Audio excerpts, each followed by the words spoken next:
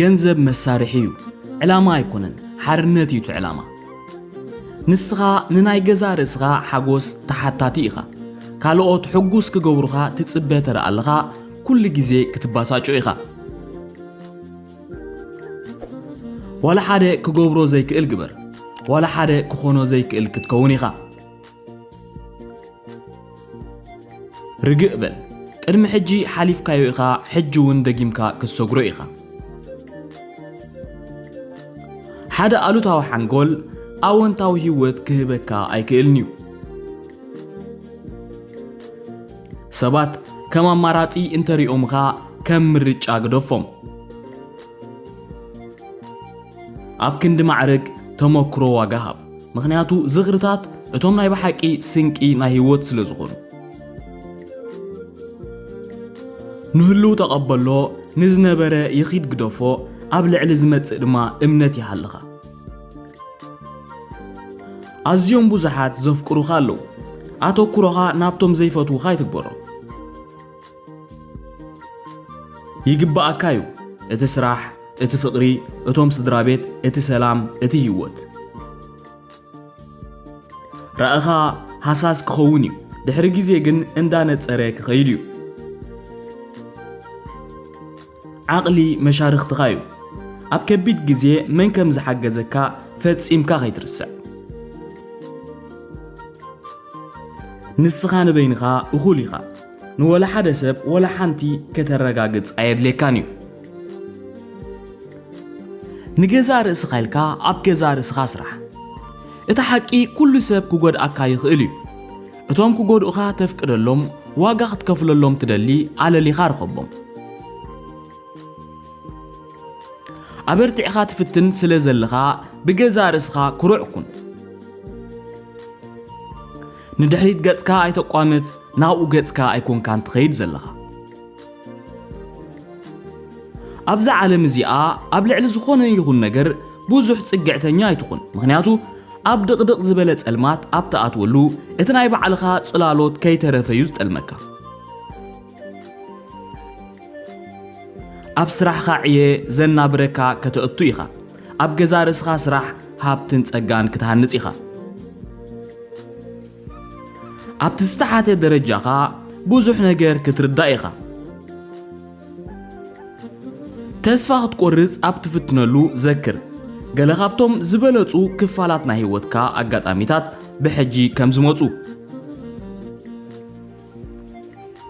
ናይ ባዕልኻ ዓለም እዩ ኣቑሞ እንተዘይኮይኑ ካልእ ሰብ ክገብሮ እዩ ሕማቓት ልምድታት ልክዕ ከም ሓደ ምቹእ ዝኾነ ዓራት እዮም ክዲቦም ቀለልቲ ተሲእኻ ክትወፅእ ግን ኣዝዮም ከበድቲ ቢዚ ዝኾነ ወላ ሓደ የለን ኩሉ ናይ ቀዳምነት ሕቶ እዩ ገለ ዘሐጉሰካ ነገር እንተደኣ ኮይኑ ብስቕታ ሓዞ እታ ዝበለጸት ኣብ ህይወተይ ዝገበርክዋ ነገር ኣብ ህይወተይ እንታይ የጋጥማሎ ካብ ምንጋር ምቁራጽ እያ ብዘይ ስራሕ ዓወት ምምናይ ጥራይ ልክዕ ከምቲ ከይዝራእካ ምእርቲ ክትሓፍስ ምፍታን እዩ ኣይትገድድ ኣይትለምን ደድሕሪ ዘይደሌካ ኣይትስዓብ ሓደ መዓልቲ ኩሉ ምስ ተመሓየሸ ንድሕሪ ጠሚትካ ብገዛ ርእስኻ ክትኮርዕ ኢኻ ነቲ ናይ ቀደም ንስኻ ይቕረበለሉ ተቐይርካ ኢኻ እቶም ዘይቁናዓ ሰባት ክኸዱ እንተዘይገዲፍካዮም እቶም ቁናዓ ሰባት ፈጺምካ ኣይክትረኽቦምን ኢኻ እቲ ዘድልየካ መዓስ ከም ዝሰደልካ ኣምላኽ ይፈልጥ እዩ ጣዕሳ የለን ኣብ ዝመጽእ ግዜ ጥራይ ዝሓሽካ ኹን ኩሉ ግዜ ሓደ ዋጋኻ ዘይረኣዮ ሰብ ክህሉ እዩ እዚ ንስኻ ክትከውን ኣይትፍቀድ ኣብ ክንዲ ህቡብነት ኣኽብሮት ተመነ ንሱ ዕድሚኡ ይነውሕ ንመን ተኣምን ተጠንቀቕ ጨውን ሽኮርን ምስሎም ሓደ እዩ ዘክር ገለ ጽቡቕ ነገር ንኽጅምር ገለ ነገር ክውድእ ከም ዘለዎ ሰብ ናይ በሓቂ ብኸመይ ከም ዝርኤካ ግዜ የነፅሮ እዩ ህይወት ካብ ይዕሩኽትኻ ክትፈለየካ እያ ስለዚ ኩለን ምስኦም ተሕልፈን ግዜያት ዋጋ ሃበን ፕራይቬት ምዃን ከይተረኣኻ ምግስጋስ ንኹሉ ሰብ ኩሉ ዘይምንጋር ነፍስኻ ምሕብሓብ እዩ ሕሉፍ ማዕረኽ እንደይ ከቢድ ነይሩ ብዘይገድስ ኩሉ ግዜ ደጊምካ ክጅምር ትኽእል ኢኻ ሓደ ግዜ ነቲ ዝበለጸ ንምርካብ ብማእኸል እቲ ዝኸፍአ ክትሓልፍ ትግደድ ኢኻ በይንኻ ኹን ክሳብ ዋጋኻ ዝንጽር ኣካላትካ ተኸናኸን ዘክር ጥዕና ካልእ ዓይነት ሃብቲ ምዃኑ ከበድቲ ግዜያት ኩሉ ግዜ እቶም ናይ በሓቂ ይዕሩኽትኻ ከጉልሑልካ እዮም ኣጆኻ ተስፋ ኣይትቑረጽ ዝሓሹ መዓልታት ይመፁ ኣለዉ እቲ ዝጠንከረ ጨዋዳኻን እቲ ዝኸፍአ ጸላኢኻን ሓንጎልካዩ ብግቡእ ኣለማምዶ ግብረ መልሲ ኣይትሃብ ብስቕታ ተፈለዮም ናይ ካልእ ሰብ ምዕባለታት ወይ ስጉምቲ ነትናትካ የትሕቶ ማለት ኣይኮነን ሓደ ሰብ ክልተ ግዜ ክጎድኣካ ኣይትፍቀድ ንእሽተይ ዓንኬል ፕራይቬት ህይወት ሰላም ዘለዎ ሓንጎል ሓደ ግዜ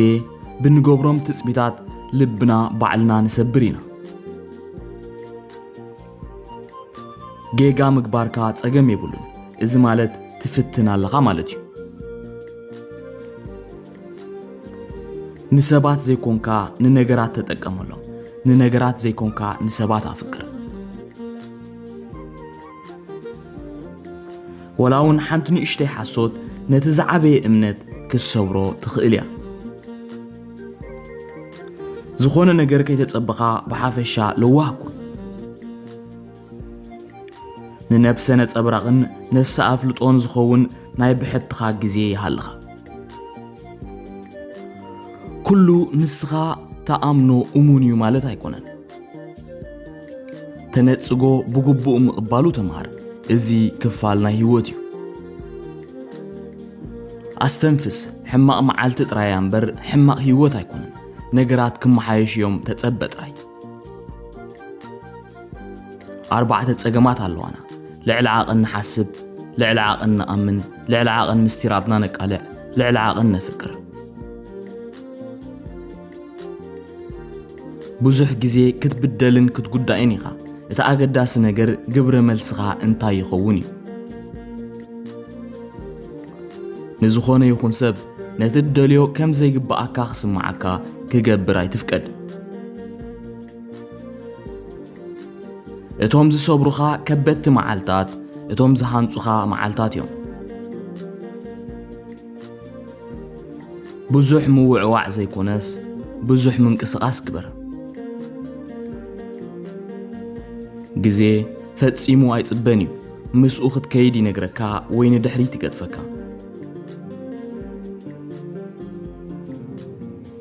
ዝኾነ ይኹን ዝምድና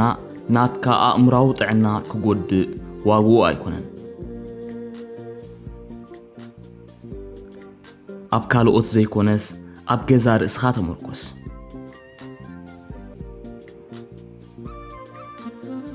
ልዕሊ ዓቕን ለዋህ ምዃን ክሰብረካ እዩ ኣብ ገዛ ርእስኻ እምነት ይሃልኻ ብዙሕ ሰጊርካ ኢኻ ዝመፀ እንተመፀ ብሕጂ እውን ክሰግሮ ኢኻ ህይወትካ ኣዝዩ ምቹእ እንተደኣ ኮይኑ ኣእምራዊ ሓይልኻ ድኹም እዩ ዝኸውን ሓንሳብ ጽምዋ እቲ ንዕቤት ትኸፍሎ ዋጋ እዩ ንስኻ ኢኻ ናይ ዝኾነ ይኹን ሰብ ምርግጋጽ ኣየድልን እዩ ወላ ሓደ ነገር እንተዘይተጸቢኻ ፈጺምካ ኣይክትጉዳእን ኢኻ ንዝጎንፍኻ ዕድላት ተጠቀመሎም ምክንያቱ ጣዕሳ ካብ ዘሕለፍናዮም ዕድላት እዩ ዝመጽእ ክትሓልሞ እንተኽኢልካ ክትገብሮ ትኽእል ኢኻ ንሰባት ልዕልቲ ክፈልጥዎ ዝግብኦም መንጋር ኣቋርጽ ግደፎ የጋጥም ክኸውን እንተይልዎ ክኸውን እዩ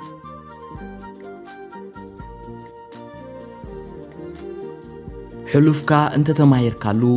ፈጺሙ ጌጋ ኣይነበረን ገለሰብ ምሳኻ ምርኻብ ከም ዘወግድ እንተ ተሰሚዕካ ፈጺምካ ደጊምካ ኸይትርብሾ ሰባት ዝበልካዮም ክርስዕዎ እዮም ሰባት ዝገበርካዮውን ክርስዕዎ እዮም ሰባት ግን ከመይ ከም ዝስምዖም ከም ዝገበርካ ፈጺሞም ኣይክርስዕዎን እዮም ንጌጋ ከም ክቡር መምህር ተቐበሎ ከም መንጠሪ እምኒ ናብ ዓወትካ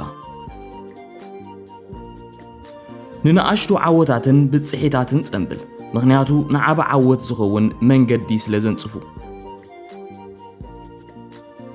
እቲ ዝዓበየ ሰላም ዘምጻልካ እቲ ዝበዝሐ ግዜኻ ይግብኦ ንሰባት ከምቲ ንሳቶም ንዓኻ ዝንከባኸቡኻ ክትንከባኸቦም ኣይትፍራሕ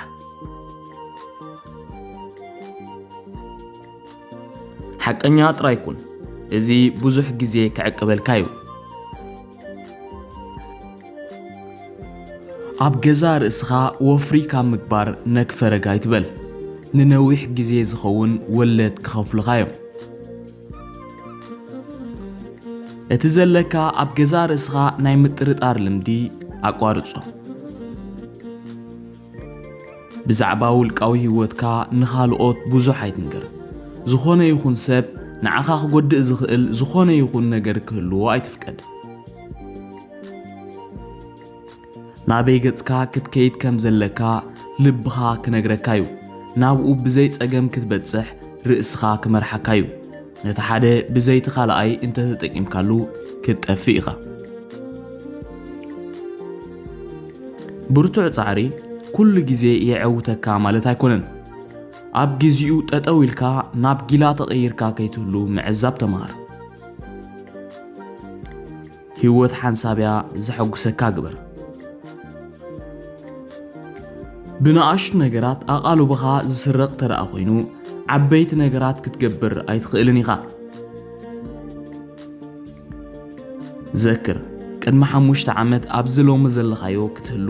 ሓሊምካ ነይርካ ብዛዕባ ዝሕሰብ